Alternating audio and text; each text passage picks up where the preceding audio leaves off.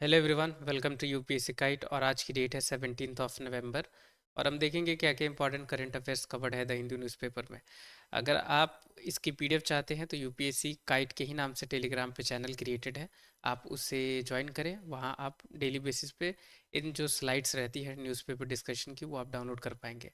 और वीडियो को लाइक करना ज़रूर ना भूलें, और चैनल पे नए हैं या अभी तक सब्सक्राइब नहीं किया है तो प्लीज़ चैनल भी सब्सक्राइब करें। अब चलिए बढ़ते हैं और देखते हैं क्या क्या है न्यूज़ में। तो सबसे पहले ये न्यूज़ है जहां इंडिया और जापान के बीच में एक अग्रीमेंट साइन की गई है। और ये किस चीज़ के लिए अग्रीमेंट साइन की गई है, तो कम्युनिकेशन सिस्टम है जिसका नाम है यूनिकॉर्न। इसी के लिए दोनों कंट्रीज़ के बीच में ये अग्रीमेंट को साइन किया गया है। अब यूनिकॉर्न क्या है, तो ये यूनिफाइड कॉम्प्लेक्स रेडियो एंटीना है। ठीक है, तो रेडियो एंटीना है जो यूज़ की जाती है कम्युनिकेशन करने के लिए नेवल वॉरशिप्स में। ठीक है, तो यूनिकॉर्न याद रखनी है क्या है, तो नेवल वॉरशिप की कम्युनिकेशन सिस्टम है या रेडियो एंटीना है, ये आपको याद रखना होगा। इंपॉर्टेंट है क्योंकि ये आ सकती है कि रिसेंटली यूनिकॉर्न न्यूज़ में थी, ये किस चीज़ से रिलेटेड है। ठीक है, या अगर ऐसे भी आपसे पूछा जा सकता है कि यूनिकॉर्न जो कि यूनिफाइड कॉम्प्लेक्स रेडियो एंटीना है, ये रिसेंट टाइम्स में न्यूज़ में थी, तो कौन सी दो कंट्रीज़ के बीच में इसकी अग्रीमेंट हुई है। तो ऐसे भी क्वेश्चन आ सकती है, जापान और इंडिया के बीच में हुई है ये अग्रीमेंट। तो ये आपको याद रखना होगा। अब हम बढ़ेंगे आगे। अब ये पर्टिकुलर एक न्यूज़ है हेमा कमेटी पे। अब हेमा कमेटी पे बहुत बार हमने देखा हुआ है ये किस चीज़ से रिलेटेड है, क्योंकि वैसे ही क्वेश्चन फ्रेम होगी और इससे ज़्यादा इसकी जो फ्रेमवर्क है, कमेटी ने क्या क्या सजेशन दी, वो सब पे क्वेश्चन आपसे नहीं पूछा जाएगा। ओवरऑल बस ये पूछी जाएगी इन जनरल कि हेमा कमेटी न्यूज़ में थी, ये किस चीज़ के लिए लाई गई है ये कमेटी। तो आपको याद रखनी होगी कि वुमेन की सेफ्टी के लिए लाई गई है अगेंस्ट सेक्सुअल हरासमेंट। और कहाँ, तो फिल्म इंडस्ट्री में। तो इंसिडेंट क्या हुई थी कि केरला की एक एक्ट्रेस थी, उनके साथ सेक्सुअल हरासमेंट हुई थी। तो उन्होंने केरला हाई कोर्ट में अपनी अर्जी वहाँ पे दी। तो फिर केरला हाई कोर्ट ने ये हेमा कमेटी को गठित किया था ताकि आप अच्छी जो भी गाइडलाइंस हो या फ्रेमवर्क हो बता सके पब्लिक को कि वीमेन के लिए क्या क्या सेफ्टी मेजर्स हैं जो कि फिल्म इंडस्ट्री में उठानी चाहिए। तो ये सारी बातें हैं इस कमेटी के अंदर। बस ओवरऑल पता होना चाहिए हेमा कमेटी किस चीज़ से रिलेटेड है। तो वीमेन सेफ्टीज़ के लिए है, ये लाई गई है। सॉरी। अब हम बढ़ेंगे आगे। अब ये पर्टिकुलर एक न्यूज़ है जहाँ एपिक ग्रुप के बारे में बात की गई है कि प्रोटेक्शनिज्म वाली चीज़ों को लागू करना चाहिए, ऐसा शी जिनपिंग ने कहा। ठीक है, और एपेक क्या है, तो कल ही हमने इसके बारे में ऑलरेडी देखा हुआ है। अब हम देखेंगे दोबारा इसके बारे में। तो Asia Pacific economic cooperation, short form है इसकी एपेक। ये एक इंटर गवर्नमेंटल फोरम है। ठीक है, फोरम है ये जिसमें 21 मेंबर्स इकोनॉमीज है जो कि पैसिफिक रिम वाली एरिया में बिलोंग करते हैं। और ये क्या करते हैं, तो प्रमोट करते हैं ट्रेड, फ्री ट्रेड अग्रीमेंट्स वगैरह। ठीक है, फ्री ट्रेड ये प्रमोट करते हैं जो भी एशिया पैसिफिक रीजन वाली कंट्रीज़ हैं जो कि एपेक के अंदर है उनके बीच में। और ये कैसे लाएगी, तो आसियान एक बहुत ही सक्सेसफुल आप कह सकते हैं एक फोरम है। इसी की सक्सेस को देखते हुए एशिया पैसिफिक इकोनॉमिक कॉपरेशन को लाई गई है कंट्रीज़ के द्वारा मिलके। आगे हम देखेंगे कौन कौन से कंट्रीज़ हैं वैसे। हेडक्वार्टर्स एपेक की कहाँ लोकेटेड है, तो याद रखनी है सिंगापुर में है। और एपेक को रिकग्नाइज किया जाता है हाईएस्ट लेवल मल्टीलैटरल ब्लॉक के जैसे भी। और ये ओल्डेस्ट फोरम है एशिया पैसिफिक रीजन में, ये स्टेटमेंट याद रखनी होगी, इंपॉर्टेंट है। ठीक है, अब हम बढ़ेंगे आगे। इंडिया को इनवाइट की गई थी बस एक बार एज अ ऑब्जर्वर, कब, तो 2011 में।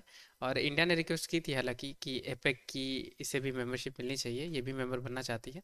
पर एक अब एपेक्स कंट्री के द्वारा इसे डिनाई कर दिया गया। क्यों डिनाई कर दिया गया, क्योंकि उनका ये कहना था कि इंडिया जो कंट्री है ये पैसिफिक ओशन में लाई नहीं करती है, इसीलिए इंडिया को इसकी मेंबरशिप नहीं दी जाएगी। और पर इंडिया की बात भी रखते हुए इंडिया को ऑब्जर्वर के जैसे पहली बार इनवाइट किया गया था 2011 में। इसकी 36 अभी एपेक की समिट हो रही है पेरू में। ठीक है, याद रखनी है, आ सकती है स्टेटमेंट में। अब हम देखेंगे कौन कौन सी कंट्रीज इसके मेंबर है। तो ये जो ग्रीन वाली देख रहे हैं ये सारी मेंबर्स हैं एपेक कंट्री की, और ये पैसिफिक ओशन है, राइट। तो यहाँ देख सकते हैं रशिया है, चाइना है, इधर इंडोनेशिया है। ठीक है, और इधर ऑस्ट्रेलिया है, कनाडा, यूनाइटेड स्टेट्स, मेक्सिको, और पेरू, इधर चिली। तो ये सारी कंट्रीज़ हैं। और बस इतनी याद रखनी कि इंडिया इसकी मेंबर नहीं है, और ऑब्जर्वर के जैसे 2011 में बस एक बार इनवाइट किया गया था। ठीक है, और हेडक्वार्टर सिंगापुर है, ये सब याद रखनी होगी आपको। अभी कहाँ हो रही है, तो यहीं पेरू, ये जो कंट्री है साउथ अमेरिकन कंट्री है, यहीं पे इसकी 36th अभी समिट होने वाली है। अब हम बढ़ेंगे आगे। ये पर्टिकुलर एक न्यूज़ आई है जहाँ पे यूनाइटेड नेशन ने कहा कि G20 के जो भी लीडर्स हैं उन्हें जो क्लाइमेट फाइनेंस है उसकी एफर्ट को बूस्ट करना चाहिए। तो अब G20 के बारे में हम देखेंगे। हालांकि कॉन्फ्रेंस ऑफ पार्टी 29 के बारे में हमने कल ही देखा हुआ है। और ये क्या है, तो UNFCCC की ही कॉन्फ्रेंस ऑफ पार्टी 29 है। और ये क्यों लाई गई है ये कन्वेंशन, तो ये क्लाइमेट चेंज को रोकने के लिए और ग्रीन हाउस गैसेस को लिमिट करने के लिए लाई गई है UNFCCC।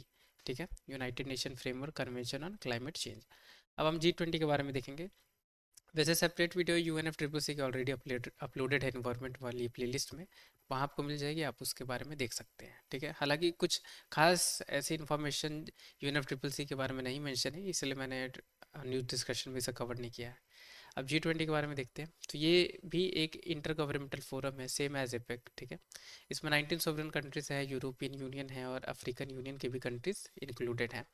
ये काम क्या करती हैं, तो जो भी मेजर इश्यूज रहती हैं जैसे कि ग्लोबल इकोनॉमी से रिलेटेड या इंटरनेशनल फाइनेंस स्टेबिलिटी से रिलेटेड हो या क्लाइमेट चेंज मिटिगेशन से हो या सस्टेनेबल डेवलपमेंट से हो, राइट, तो ये सारी चीज़ों में G20 के मेंबर्स मिल के वर्क करती है। अब यहाँ क्लाइमेट चेंज मिटिगेशन देख रहे हैं, इसी की वजह से यूनाइटेड नेशन ने कहा कि G20 के मेंबर्स जो हैं उन्हें क्लाइमेट फाइनेंस से लेके एफर्ट अपनी थोड़ी लगानी चाहिए। G20 को कहा जाता है कि ये वर्ल्ड लार्जेस्ट इकोनॉमीज इसके अंदर कवर्ड है, और जो कि दोनों इंडस्ट्रियलाइज और डेवलपिंग कंट्रीज दोनों इंक्लूडेड हैं इसमें। याद रखनी है, सिर्फ आपसे यूपीएससी क्वेश्चन पूछ सकती है कि G20 के अंदर जो भी कंट्रीज हैं वो आप इंडस्ट्रियलाइज है, ओनली इंडस्ट्रियलाइज कंट्रीज इसके अंदर इंक्लूडेड है, तो वो रॉन्ग हो जाएगी क्योंकि डेवलपिंग कंट्रीज भी G20 के अंदर है।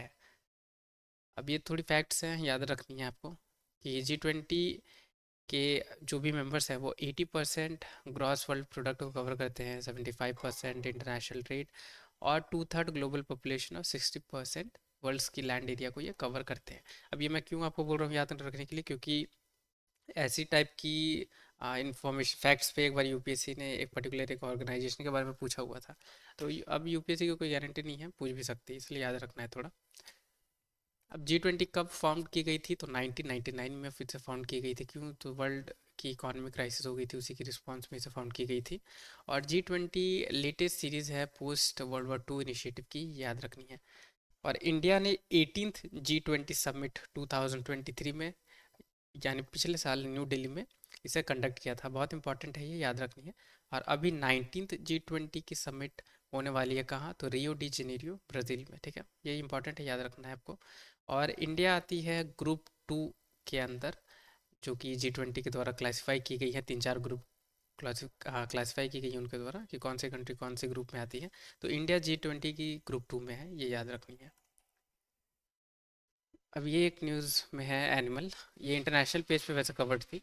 और ये जो पर्टिकुलर एनिमल है इसे माउंटेन लायंस या पूमा कहा जाता है। ठीक है, अब ये मैं क्यों आपको बता रहा हूँ, क्योंकि अभी रिसेंट टाइम्स में यूपीएससी ने ऐसे भी एनिमल्स पे क्वेश्चन पूछा जो कि नेटिव इंडिया में नहीं थे, और उनके आईयूसीएन स्टेटस क्या है, ऐसे भी क्वेश्चन आई थी। अब ये द हिंदू में कवर्ड है, इसलिए इसे भी हम देख लेंगे साथ में। इसका नाम है माउंटेन लायंस, और इसे दूसरी नाम जैसे कैटामाउंट या पूमा या पैंथर के नाम से भी जाना जाता है। पूमा तो वैसे ये ब्रांड है, आप इसके बारे में जानते ही होंगे, राइट। और ये जो पर्टिकुलर लायन है, माउंटेन लायन, ये कहाँ पाई जाती है, तो ये नेटिव्स हैं अमेरिका की। ये तो साउथ मिडिल और नॉर्थ अमेरिका में ये पाई जाती है। इंडिया की नेटिव नहीं है, इंडिया में पूमा नहीं पाई जाती है, ये आपको ध्यान में रखना होगा। ठीक है, इसकी इंपॉर्टेंट यही एक यूनिक फीचर है, माउथ पे वाइट कलर रहती है और वाइट कलर की हेयर रहती है। ठीक है, आइसिन स्टेटस क्या है, तो लीस्ट कंसर्न है ये, और साइट्स में अपेंडिक्स 2 में ये आते हैं। और यहाँ देख सकते हैं, यही है माउंटेन लायंस। बढ़ेंगे आगे। और ये आर्टिकल में आई है, बहुत बड़ी सी आर्टिकल आई है, यह ग्रेट हॉर्नबिल के बारे में आई है। ये पर्टिकुलर बर्ड है, ये आप देख सकते हैं, इसी के बारे में आप देखेंगे। तो ग्रेट हॉर्नबिल्स ये कहाँ मिलती हैं, तो इंडियन सब कॉन्टिनेंट और साउथ ईस्ट एशिया में ये पाई जाती है। अगर नेटिव की बात की जाए तो इंडिया की फॉरेस्ट में, भूटान की फॉरेस्ट में, नेपाल की फॉरेस्ट में, और साउथ ईस्ट एशिया और सुमात्रा की फॉरेस्ट में ये पाई जाती हैं। इनके आईसीएन स्टेटस क्या है, तो वनरेबल। और साइट्स में अपेंडिक्स 1 में ग्रेट हॉर्नबिल्स आती हैं, ये याद रखनी है आपको। और इनकी क्या थ्रेट्स हैं, तो कैसे इनकी पॉपुलेशन एक समय पे डिक्लाइन हो गई थी, हालांकि अभी तो पॉपुलेशन ठीक है इनकी, तो हो गई थी मेनली डिफॉरेस्टेशन की वजह से। ठीक है, क्योंकि ये ट्रीज पे ही ज़्यादा समय अपनी बिताते हैं।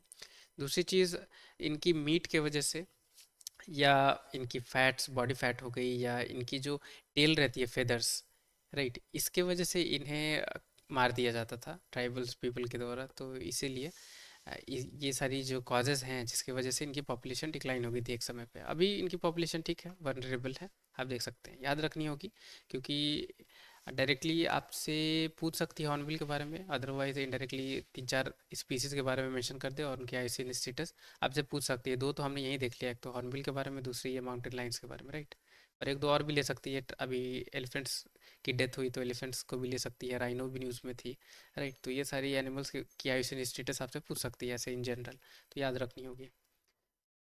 अब हम बढ़ेंगे आगे, शायद यही है पूरी न्यूज़। अच्छा, एक और चीज़ है, तो ये पर्टिकुलर एक और न्यूज़ है, ये सुपर टाइफून्स यानी क्या ट्रॉपिकल साइक्लोन्स के बारे में है। अब इसके बारे में मैं यहाँ डिस्कस नहीं करूँगा क्योंकि ऑलरेडी बहुत बड़ी टॉपिक है और ऑलरेडी मैंने इसके बारे में कवर किया हुआ है बहुत डिटेल में, कि ट्रॉपिकल साइक्लोन्स क्या है, टेम्परेट साइक्लोन्स क्या है, इसे क्या नाम से जानी जाती है, ठीक है, क्या रीज़न है और कैसे ये ऑरिजिनेट होती है, सारी चीज़ बहुत ही डिटेल में मैंने डिस्कस किया हुआ है। आई बटन में यहाँ मेंशन कर दूंगा, आप इस वीडियो को अगर वॉच करना चाहते हैं साइक्लोन्स के बारे में तो आप खुद थ्रू कर सकते हैं, ठीक है। तो यही थी आज की न्यूज़पेपर में सारी इंपॉर्टेंट टॉपिक्स जो कि यूपीएससी ओरिएंटेड थी। अगर आपको ये पसंद आई होगी तो लाइक ज़रूर करें, चैनल पर नए हैं या अभी तो सब्सक्राइब नहीं किया तो प्लीज़ चैनल भी सब्सक्राइब करें। पीडीएफ चाहिए तो टेलीग्राम चैनल क्रिएटेड है, वहाँ ज्वाइन करके आप इसकी पीडीएफ को डाउनलोड कर सकते हैं। टिल द टाइम के लिए टेक केयर, मिलते हैं कल की न्यूज़ एनालिसिस में, तब तक के लिए take care, have a great day ahead.